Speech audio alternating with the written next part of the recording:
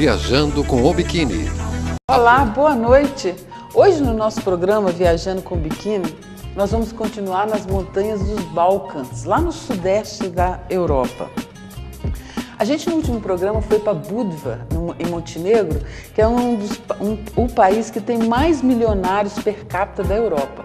E hoje nós vamos, ao contrário, para um dos países mais pobres da Europa. Nós vamos visitar a Albânia, mas que é um país muito interessante. Para vocês terem uma ideia, há 5 anos atrás, quando nós compramos o veleiro Felistas Biquíni na Croácia, a gente queria ir para a Grécia. Então o caminho normal seria sair da Croácia, passar aqui pela Montenegro, Albânia, Grécia. Só que na época a gente teve medo de passar pela Albânia, porque todo mundo dizia que era um país muito violento, muito perigoso, que nenhum velejador ia para lá. É um país que ficou anos isolado do mundo inteiro. Então a gente ficou tão receoso de passar por essa costa que a gente atravessou o Mar Adriático, foi lá na Itália e depois cruzou para a Grécia. Agora, 5 anos depois, a gente mudou completamente de opinião. Depois de outras informações, a gente ouviu dizer que alguns velejadores tinham ido lá, que o país era bacana, tinham gostado muito, apesar de violento, tinha que tomar um certo cuidado. Mas como a gente é acostumado aqui com o Brasil, que é um país que tem uma grande violência urbana, nós decidimos ir. E foi maravilhoso, porque é um país incrível, diferente de tudo, um país que ficou décadas isolado do mundo inteiro, que agora recém abriu, então ele é completamente ainda inexplorado pelo turismo, que acontece coisas incríveis, tipo você está andando na rua, numa praça, um urso no meio das pessoas, que as crianças passam a mão no urso, assim, um urso pardo, né? Coisa que eu nunca tinha visto. Tipo um castelo que o cara te dá a chave do castelo para você abrir a porta e visitar. Coisas incríveis. Outra coisa que eu achei muito interessante, a palavra saudade. A gente sempre acha e diz que a única língua, né, no português que tem essa palavra saudade com esse significado. Imagino que eu descobri que lá na Albânia, que fala uma língua parecida com o grego antigo, também tem a palavra saudade, o mesmo significado nosso.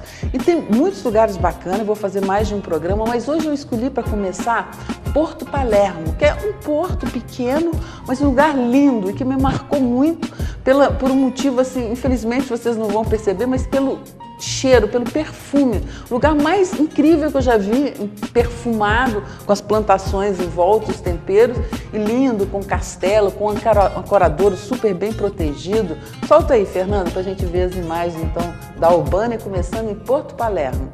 Ao sul da Albânia, então, a poucos quilômetros da cidade de Rinari, ao longo da Riviera Albanesa, encontra-se esse porto, Porto Palermo. Um dos lugares ainda não descobertos pelo turismo europeu.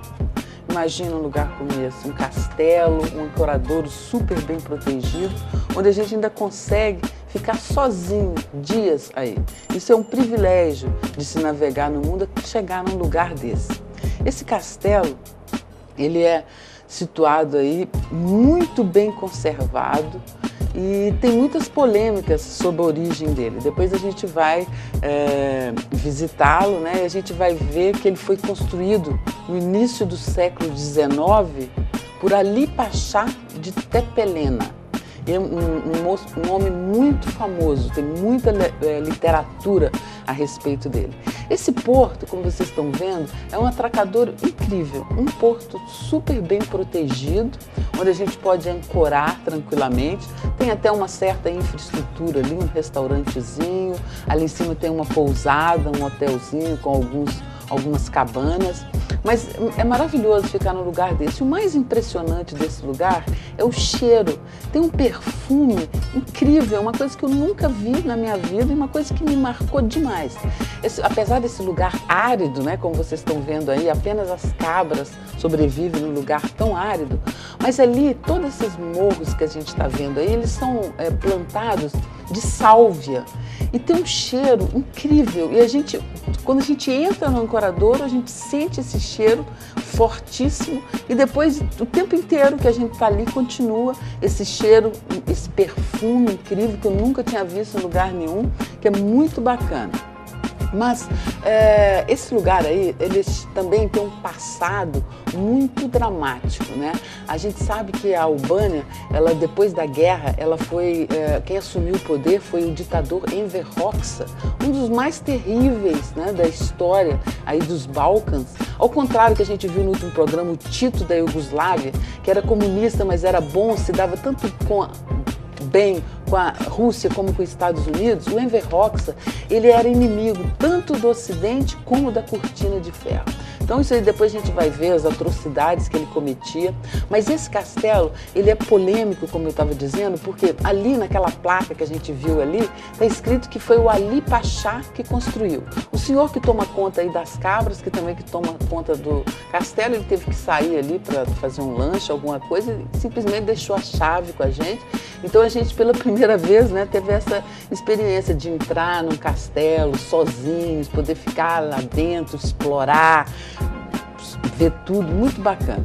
Segundo então essas informações aí, e também em muitas fontes, o castelo foi conhecido em 1814. Ele é cheio de ângulos, quartos, salas, armazéns, silos, tetos de pedra, arcos, terraços.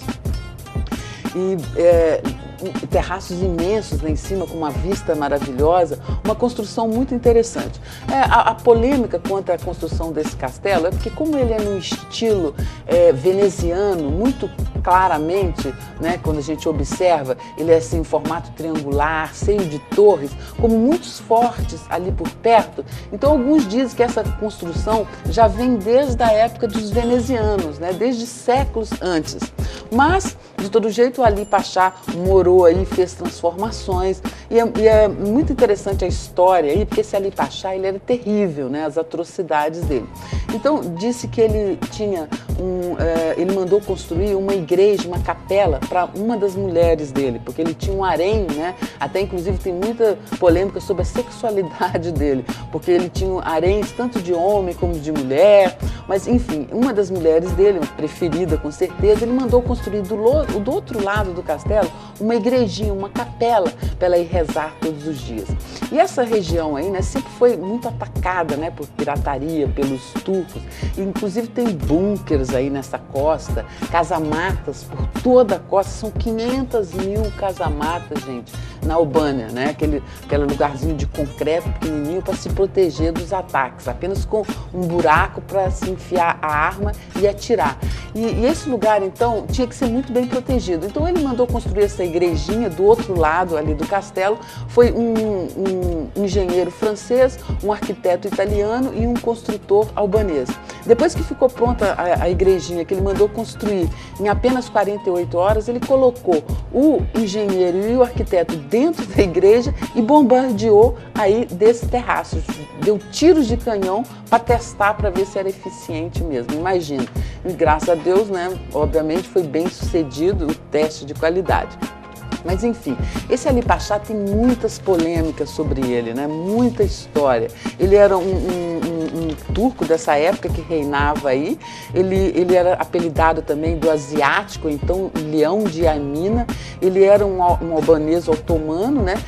Que reinou aí, tanto ele comandou essa parte aí que era a Albânia, como a Macedônia e todo o nordeste da Grécia. Ele teve 3 filhos, né? Ele morreu lutando, ele teve um papel muito importante nessa história aí do Epíreo, né? Essa região aí da Albânia e da Grécia, e ele diz, né, a lenda, que ele começou como chefe de bandidos, né? O pai dele foi assassinado drasticamente quando ele tinha 14 anos, e aí você sabe, né, que começa essas vinganças, ele começou a lutar, né, por uma tribo vizinha, e nunca mais parou, e devido às habilidades que ele tinha, tanto diplomáticas como administrativas, tinha também ideias modernas, de grande religiosidade, ele fez com que ele ficasse assim muito famoso, né? Que ele crescesse muito e te tornou então muito poderoso. Ele chegou a ter um exército de 50.000 homens.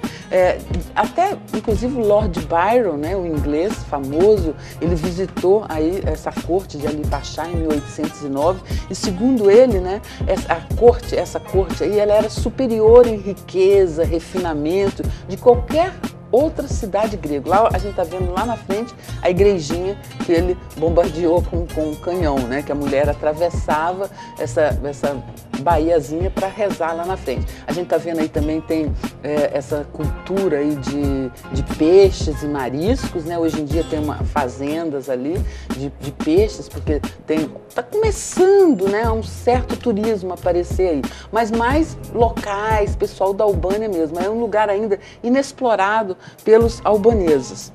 Mas como eu estava dizendo, o Ali Pasha, ele é muito famoso, tem muita literatura a respeito dele. Ele era muito importante também porque ele falava também, se dirigia em grego, né, com as pessoas, o exército grego também admirava muito ele. E as atrocidades dele, gente, é incrível, eu não tenho nem vontade de descrever os crimes bárbaros que ele cometia, né, de afundar adolescentes dentro de sacos nos lagos.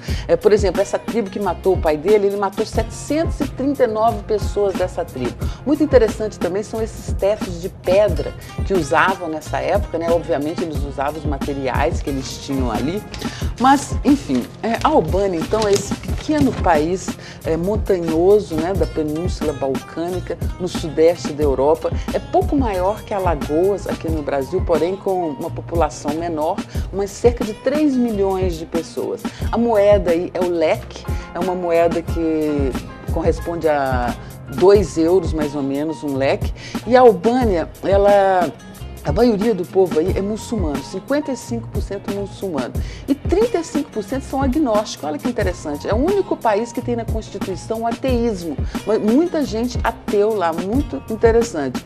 E ela faz divisa com a Sérvia, Montenegro e o Kosovo ao norte, com a Macedônia ao leste e com a Grécia ao sul. E aí a gente está vendo a sálvia, esse tempero que tem muito aí, eles exportam, todos os países ali do lado. Todas essas montanhas aí dos Balcãs, em volta ali, é tudo plantado de sálvia. Por isso que tem de sálvia, por isso que tem esse cheiro tão forte. Lá está a igrejinha que ele atingiu com o canhão, que passou no teste. E esses armazéns, essas casas aí, é muito interessante porque elas são cheias do chão até o teto com esses sacos, né, de sálvia que depois eles vão exportam, né, distribuem por todo o país e para outros lugares.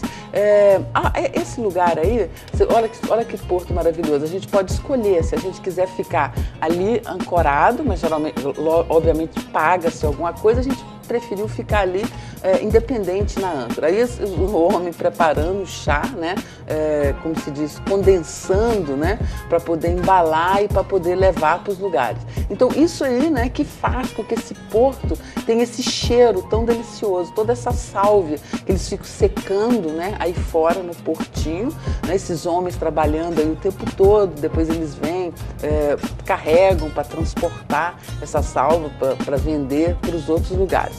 Mas é um lugar incrível, apesar de todas essas histórias terríveis, né? Tanto do Ali Pasha como também do Enver Hoxha, né? O ditador que deixou por 40 anos a Albânia completamente isolada do resto do mundo. E depois ele se dava bem primeiro com Stalin, depois ele brigou com a Rússia, ele se tornou aliado da China comunista. Depois, quando Mao morreu em 78, ele também brigou com a China e ele promoveu aí na Albânia um tipo de socialismo assim próprio, né, particular, individual dele, com toda a crueldade, né? Todo mundo que não era socialista, que não concordava com as ideias dele, era morto, preso. Na Albânia, na verdade, toda uma geração com mais de 30 anos tem algum trauma dessa época, ou algum desaparecido na família, ou algum preso. Para vocês terem uma ideia, uma criança de 3 anos que reclamava da comida ruim na escola, o pai era preso, ficava anos na prisão, só por não ter ensinado o verdadeiro espírito de sacrifício ao filho. São histórias incríveis, mas hoje não vai dar para a gente mostrar aqui, nosso tempo é curto, a gente vai ficando por aqui então com essas imagens aí desse lugarzinho que eu achei incrível, Porto Palermo, bem ao sul da Albânia, um lugar que sem dúvida nenhuma daqui a uns anos vai estar bem diferente, com bastante turismo.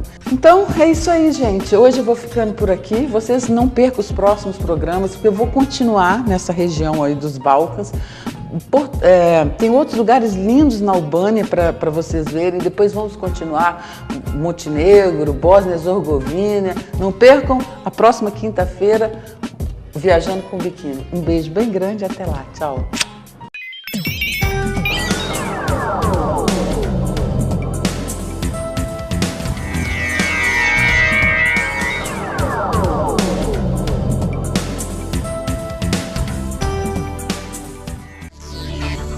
Viajando com o Biquíni.